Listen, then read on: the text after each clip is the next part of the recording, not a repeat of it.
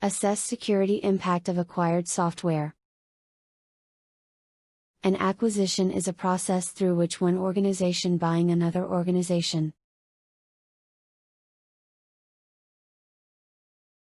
For example, Airtel acquired Zain Africa, February 2010.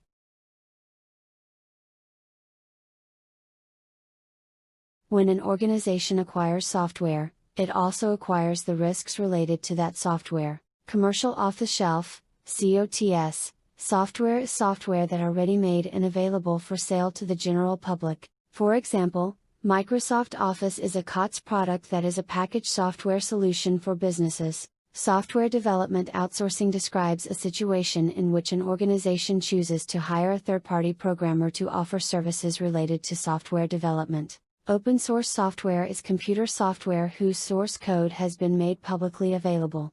The process to acquire software has the following 4 phases: planning, contracting, monitoring, and accepting follow-up. In planning phase, organization performs a needs assessment, develops the software requirements, creates the acquisition strategy, and develops evaluation criteria and a plan. In contracting phase, organization creates a request for proposal, RFP, or other supplier solicitation forms, evaluates the supplier proposals, and negotiates the final contract with the selected seller. In monitoring and accepting phase, organization establishes the contract work schedule, implements change control procedures, and reviews and accepts the software deliverables. In follow-up phase, organization must sustain the software, including managing risks and changes. The Capability Maturity Model Integration for Acquisition version 1.3, CMMI ACQ v1.3, model provides best practice guidance to an organization for applying CMMI when acquiring products and services.